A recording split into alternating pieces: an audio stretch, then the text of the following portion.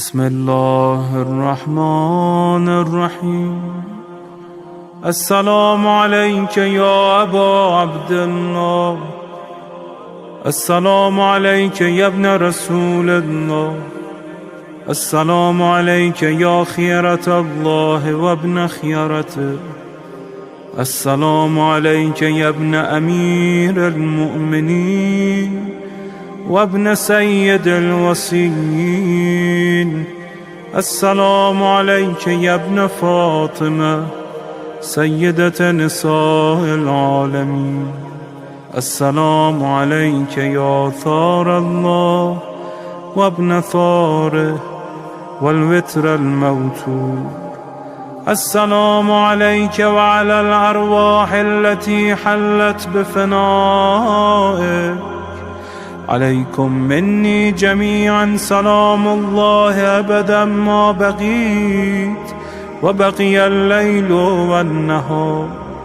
يا أبا عبد الله، لقد عظمت الرزية وجلت وعظمت المصيبة بك علينا وعلى جميع أهل الإسلام، وجلت وعظمت مصيبتك في السماوات على جميع أهل السماوات. فلعن الله أمة أسست أساس الظلم والجور عليكم أهل البيت، ولعن الله أمة دفعتكم عن مقامكم وأزالتكم عن مراتبكم التي رتبكم الله فيها، ولعن الله أمة قتلتكم، ولعن الله الممهدين لهم بالتمكين من قتالكم. برئت إلى الله وإليكم منهم ومن أشياعهم وأتباعهم وأوليائهم. يا أبا عبد الله، إني سلم لمن سالمكم وحرب لمن حاربكم إلى يوم القيامة. ولعن الله آل زياد وآل مروان، ولعن الله بني أمية قاطبة، ولعن الله ابن مرجانة، ولعن الله عمر بن سعد، ولعن الله شمرا، ولعن الله أمة أسرجت وألجمت وتنقبت لقتالك. بأبي أنت وأمي، لقد عظم مصائبك، فأسأل الله الذي أكرم مقامك وأكرمني بك أن يرزقني طلب ثارك مع إمام منصور من أهل بيت محمد صلى الله عليه وآله. اللهم اجعلني عندك وجيها بالحسين عليه السلام في الدنيا والآخرة. يا أبا عبد الله، إني أتقرب إلى الله وإلى رسوله وإلى أمير المؤمنين وإلى فاطمة وإلى الحسن وإليك بمبالاتك وبالبراءة ممن قاتلك ونسب لك الحرب، وبالبراءة ممن أسس أساس الظلم والجور عليكم. وأبرأ إلى الله وإلى رسوله ممن أسس أساس ذلك وبنى عليه بنيانه وجرى في ظلمه وجوره عليكم وعلى أشيائكم. برئت إلى الله وإليكم منهم، وتقرب إلى الله ثم إليكم بمبالاتكم ومبالاة وليكم، وبالبراءة من أعدائكم والناصبين لكم الحرب، وبالبراءة من أشيائهم وأتباعهم.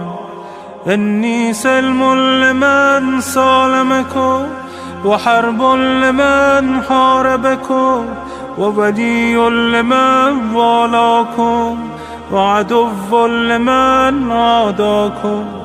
فأسأل الله الذي يكرمني بمعرفتكم ومعرفة أوليائكم ورزقني البراءة من أعدائكم أن يجعلني معكم في الدنيا والآخرة، وأن يثبتني عندكم قدم صدق في الدنيا والآخرة.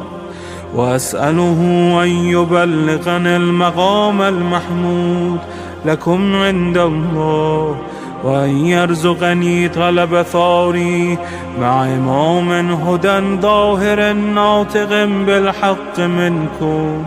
وأسأل الله بحقكم وبالشأن الذي لكم عنده أن يعطيني بمصابي بكم أفضل ما يعطي مصابا بمصيبته، مصيبة أعظمها وأعظم رزيتها في الإسلام وفي جميع السماوات والأرض. اللهم اجعلني في مقامي هذا ممن تناله منك صلوات ورحمة ومغفرة. اللهم اجعل محياي محيا محمد وآل محمد، ومماتي ممات محمد وآل محمد. اللهم إن هذا يوم تبركت به بنو أمية وابن آكلة الأكباد، اللعين ابن اللعين على لسانك ولسان نبيك صلى الله عليه وآله، في كل موطن وموقف وقف فيه نبيك صلى الله عليه وآله. اللهم العن أبا سفيان ومعاوية ويزيد بن معاوية، عليهم منك اللعنة أبد العابدين. وهذا يوم فرحت به آل زياد وآل مروان بقتلهم الحسين صلوات الله عليه. اللهم فضاعف عليهم اللعن منك والعذاب الأليم. اللهم إني أتقرب إليك في هذا اليوم وفي موقفي هذا وأيام حياتي بالبراءة منهم واللعنة عليهم وبالموالاة لنبيك وآل نبيك عليه وعليهم السلام. اللهم لعن أول ظالم ظلم حق محمد وآل محمد، وآخر تابع له على ذلك. اللهم لعن العصابة التي جاهدت الحسين وشايعت وبايعت وتابعت على قتله. اللهم لعنهم جميعا. السلام عليك يا أبا عبد الله، وعلى الأرواح التي حلت بفنائك. عليك مني سلام الله أبدا ما بقيت وبقي الليل والنهار، ولا جعله الله آخر العهد مني لزيارتكم.